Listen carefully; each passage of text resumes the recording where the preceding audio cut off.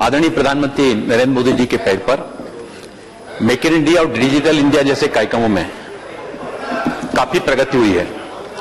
माननीय मंत्री जी ने जो उत्तर दिया है काफी अच्छा उत्तर दिया है और उसमें जो बताया कि भारतीय आईटीआई कंपनियों ने घरेलू स्तर के साथ साथ यूएसए में पर्याप्त मात्रा में रोजगार के अवसर सृजित किए हैं।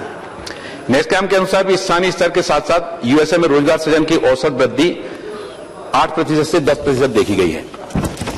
मैं आपके माध्यम से माननीय मंत्री महोदय जी से जानना चाहता हूं कि अमेरिका की जो आईटी कंपनियों में भारतीयों की जो संख्या में वृद्धि हो रही है और भारतीयों के बढ़ते हुए इस प्रभुत्व के कारण कई अमेरिकियों की आंख की किरकिरी बना हुआ है। क्या अमेरिका द्वारा भारतीय आईटी पेशेवरों को रोकने के लिए यूएस वीजा शुल्क में वृद्धि की गई है और उस वृद्धि में कितने आईटी पेशेवरों का अमेरिका जाना बाधित हुआ है?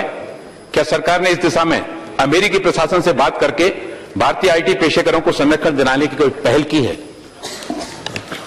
माननीय अध्यक्ष जी, भारत के आईटी क्षेत्र पर देश को गर्व करना चाहिए। दुनिया के 80 देशों के 200 शहरों में हमारी आईटी कंपनीज हैं और ग्लोबल टेल का वो 56% भारत के पास है। हमें कहते हुए सदन को बताते हुए बहुत हर्ष हो रहा है कि माननीय प्रधानमंत्री जी की अगुवाई में 2015 में 35 लाख लोगों को नौकरी मिली इस फील्ड में और 2016 में यह बढ़कर 37 लाख होने वाली है।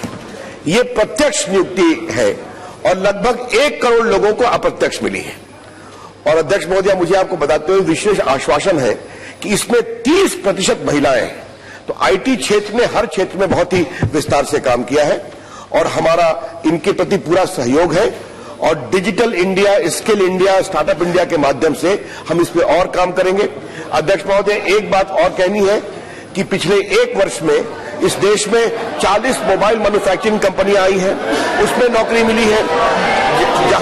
जहां तक उनके सवाल का प्रश्न है अमेरिका के बारे में, यह सही है कि L1 वीसा और H1B वीसा के बारे में उन्होंने अधिक शुल्क की बात की है।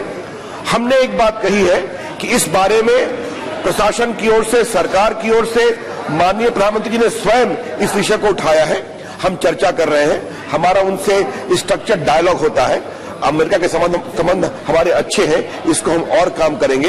एक बात इस सदन को बताना जरूरी है कि भारत की आईटी कंपनियों ने पिछले 3-4 वर्षों में $2 बिलियन वहां पर निवेश किया है और $20 बिलियन टैक्स किया है।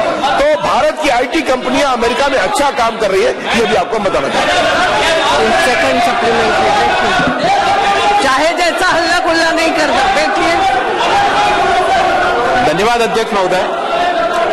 माननीय मंत्री जी ने जो जानकारी दी वो वास्तव में प्रशंसनीय है कि इस क्षेत्र में रोजगार की बड़ी संख्या में सृजन हुआ है और इस क्षेत्र में आउटसोर्सिंग पर इस समय भले ही अधिक खतरे न हो, परंतु भविष्य में भारतीय आईटीआई कंपनियों के समक्ष चुनौतियां आने वाली हैं। दुनिया के कई राष्ट्र जिनमें चीन, अमेरिका, जर्मनी, जापान, दक्षिण कोरिया, मैक्सिको आदि भारत को इस क्षेत्र में सुनिश्चित रूप से जो है ना चुनौती देने की कोशिश में लगे हुए हैं। मेरा आपके माध्यम से माननीय मंत्री महोदय जी से दूसरा पूरक प्रश्न है, क्या सरकार नई तकनीकों को बढ़ावा देकर आईटी पेशेवरों को दुनिया के सामने डिजिटल तकनीक और डिवाइस थिंकिंग जैसे प्रशिक्षण देकर विश्व परिदृश्य पर भारतीय आईटी पेशेवरों की पहचान को बढ़ावा देने के लिए कोई योजना बनाएगी क्या? आपने बिल्कुल सही कहा। अभी तक हम लोगों ने सॉफ्टवेयर सर्विसेज को बहुत प्रमोट किया है। हमने नई नीति बनाने के लिए सार्वजनिक चर्चा हम कर रहे हैं जिसमें भारत के सॉफ्टवेयर प्रोडक्ट भी आगे बढ़े, जिसमें भारत का बहुत ही विशेष स्थान बन रहा है। इसके अलावे हमने भारत में और आईटी सर्विसेज बढ़े। आपको जाते हुए मुझे बहुत खुशी है कि आज भारत में स्मार्टफोन की संख्या लगभग 30 करोड़ से अधिक है। भारत में 50 करोड़ से अधिक लोग इंटरनेट का उपयोग करते हैं।